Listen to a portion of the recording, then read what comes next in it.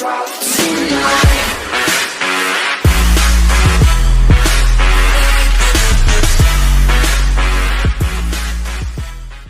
is going on, guys? Deluxe Glitches here, and basically in today's video it's actually another video out for the people who has jailbreaks already, or even for the people who has actually purchased a console off of me, a jailbroken console.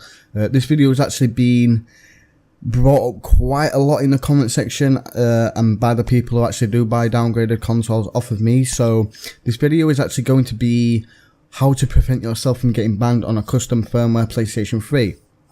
So as you can see in the background, I am on 4.78.2 DREX. DREX is actually a really awesome firmware, and I do recommend all of you guys who actually aren't on DREX to actually go on DREX. The reason for DREX is because it's so much easier to prevent yourself from actually getting banned. So we'll just quit out of Rebook Toolbox and I'll show you a little bit and talk a little bit of why I actually do think DREX is a lot easier. So as you can see, obviously I've got PSN Patch and PSN Ninja installed to the PlayStation 3. However, you don't actually need those programs on a Rebug firmware. So if you're actually on a Cobra enabled firmware, you don't actually need PSN Patch or PSN Patch. PSN Patch is kind of really easy to use for those people who actually are not on a Cobra mode CFW. So obviously you just click the first 5, I believe. Wipe history, replace history, make history readable, writable, sorry, clear web history. Now I've actually watched a lot of videos on actually this certain subject, and a lot of people think that you've got more of a chance of getting banned if you do actually delete your histories. I've actually heard a lot of people mention this as well, and the truth is, if you don't actually have any history at all, you've got a lesser chance getting banned. I know it sounds stupid that obviously Sony are gonna like synchronize or something that you have actually got no history, and I know that's gonna look weird, but it looks better than actually having history on Webman, Multiman, you know, all kinds of modified packages. So even if you don't have any history, it's 100% better than having history on Multiman. So as you saw, I actually use PSN Ninja there. I don't actually use PSN Ninja. The only reason why I actually do have PSN Ninja on my console is because I sometimes hide from friends. It's really good for doing that.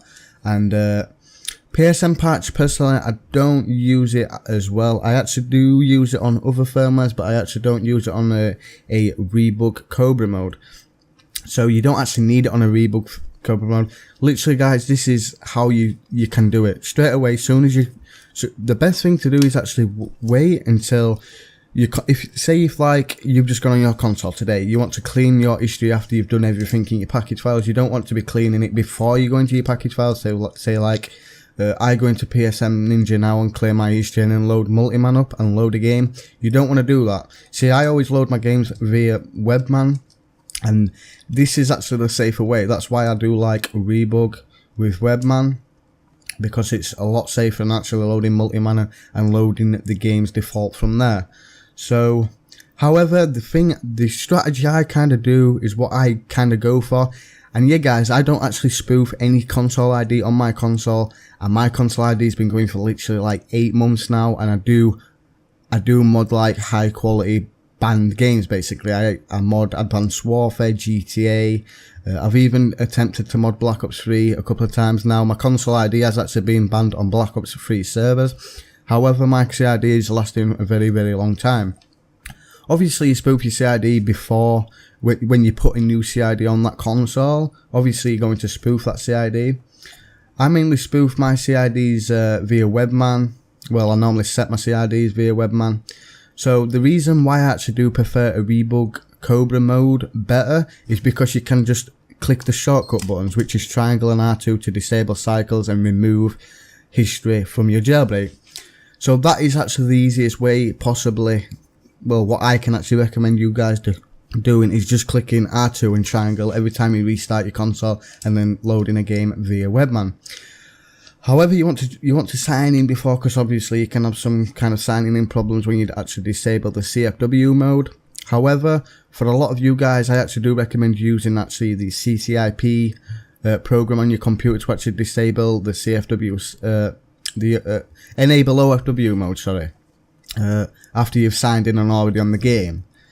But yeah, with Webman you can just do a lot of awesome things. You can obviously do a lot more shortcut buttons, like you can bring up your temperatures, and as you can see, all these down here are shortcut buttons.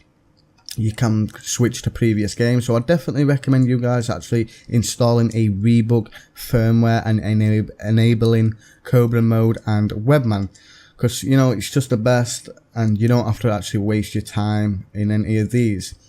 Now, I've actually I've watched actually a couple of videos on this certain topic, and I think it was Bobby Downgrades. He actually mentioned that he kind of goes the same way as I do. He prefers to use Webman as it's just a lot easier. Like literally, guys, you can just click triangle and R2, hold it in for like 2 seconds, and it'll just disable cycles for you and delete all your history. It's just so much easier than actually messing around with PSN patch and PSN Ninja. However, if you are on a non-Cobra mode, you are going to want to probably use PSN patch and PSN Ninja.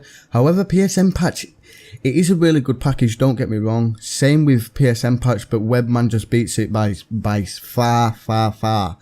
Webman's just built in with all different kinds of features. You can use Webman for literally anything to do with your CFW. Like literally, guys, if you're not on a reboot firmware, I definitely recommend you guys going on a reboot firmware, as it's just so much easier. There's a lot more functions there, and to me personally, I think a reboot firmware is actually a lot more safer as well, especially if you're on a higher firmware.